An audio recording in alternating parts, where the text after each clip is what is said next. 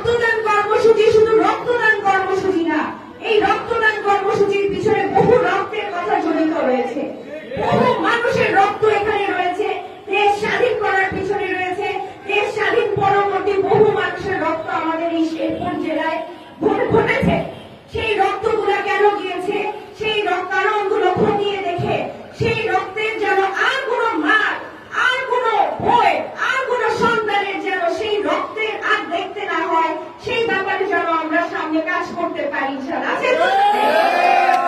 আমরা নিজেরা নিজেদের মধ্যে আর কোনো ঝামেলা রাখতে চাই না, আমরা নিজেরা অন্য কোনো দলের সাথেও কোনো সমস্যা যেতে চাই না, আমরা সাধারণ মানুষের জন্য কাজ করতে চাই। মহান আল্লাহ তাআলা সবাইকে নেতৃত্বের সুযোগ দেন না, সুতরাং আমরা যারা বিভিন্ন জেলা, থানা, শহর যে যেখানে দায়িত্ব পেয়েছি সেই দায়িত্বের সঠিক দায়িত্বটা পালন করতে চাই। আমরা আবারও স্মরণ করছি সেই সব শহীদ ভাইদের প্রতি যারা এই জুলাই আন্দোলনে বলিষ্ঠ ভূমিকা পালন করেছিল, যাদের কারণে, এবং অবশ্যই তাদের সাথে আমরা বাংলাদেশি জাতীয়তাবাদী দল তাদের সাথে মিটিং করেছি, মিছিল করেছি, এবং 24-এর এই গণঅভ্যুত্থানে আমরা একসাথে হাতে হাত মিলিয়ে কাজ করেছি দেখে আজকে আমাদের বাংলাদেশ স্বাধীন হয়েছে। সুতরাং এই স্বাধীন দেশটাকে আমরা যেন স্বাধীনভাবে ধরে রাখতে পারি, তার জন্য যা যা করা লাগে আমরা করব। আমরা প্রথমত শেরপুর জেলার জন্য কাজ করব এবং শেরপুরের মানুষের জন্য কাজ করব।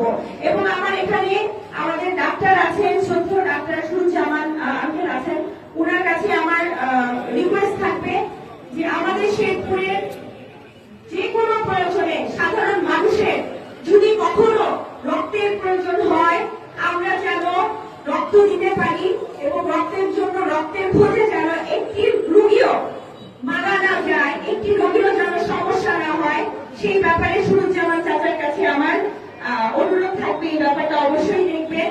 এবং আমাদের শেরপুরে আমরা চাই যে আমাদের ব্লাড ব্যাংক এনরিচড হোক, ব্লাড ব্যাংক এবং স্টোরেজ যে সিস্টেমটা সেটা উন্নতি হোক। শেরপুরে যে কোনো মানুষের, সর্বস্তরের মানুষের যদি রক্তের প্রয়োজন হয় যেন সেটা বিনা পয়সায় রক্তদান দেওয়া যায়,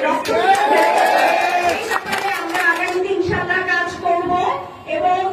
এবং অবশ্যই সেটা যেন একদম পরিচ্ছন্ন ভাবে করা যায়। শুধু রক্ত গ্রহণ করলাম, রক্ত স্টোরেজ করলাম, কিন্তু সেটা রক্ষণাবেক্ষণ করলাম না, মেয়াদোত্তীর্ণ রক্ত হয়ে গেল, সেটা যেন না হয়।